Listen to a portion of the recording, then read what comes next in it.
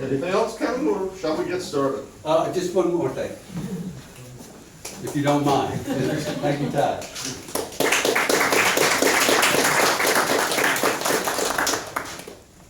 Again, to summarize that, how much we undervalue our history. How many of you have ever heard the words, "These are the times that try men's souls, the sun shines"? How many of you knew that that was written about this spot? It's almost overwhelming to most people that the perhaps most famous words of the Revolution, in large part, describe Newbridge. The event, and I tell this story because I want you to understand before you start. We tend to think of this, oh, it's a nice old house, it's the oldest house in town, it's, whatever, or something like that. But it has enormous significance. The Americans attempted to defend Manhattan. They built defenses, they brought in tens of thousands of troops. And Todd can always correct my numbers on these things.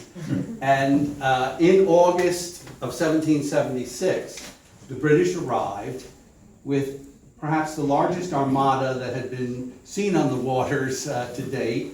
One observer looking out into New York Harbor said it looked like a floating forest. There were so many masts that looked like trees. And they landed 30,000 men on Staten Island, and in very quick battles at Brooklyn and then on Manhattan, swept the Americans, brushed them aside. So 6 months after the Declaration of Independence, the war looked very grim, like it was lost.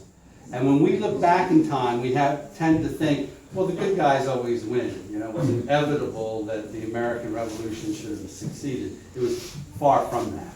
The idea of self-governing people was ridiculed. It was untried, and most people of that era thought it was impractical.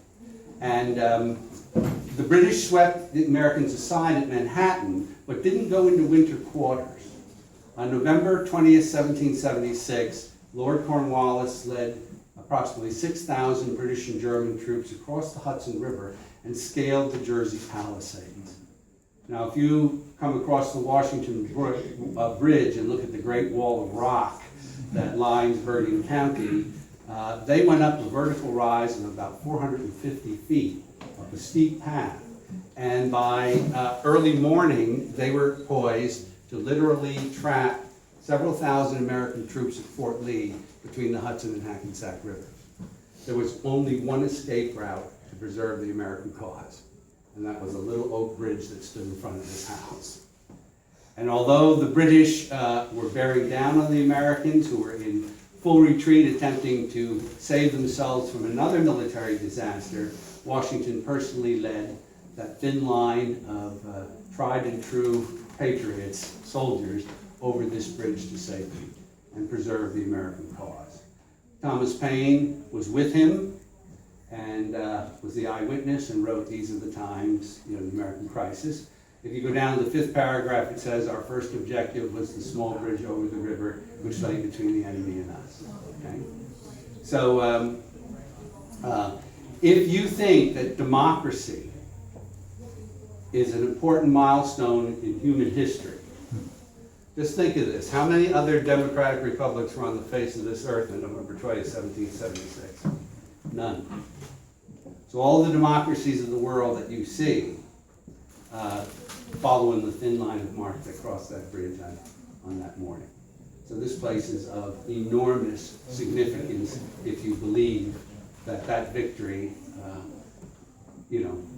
was significant to human history, and I think it was. So we can now go outside and begin to talk.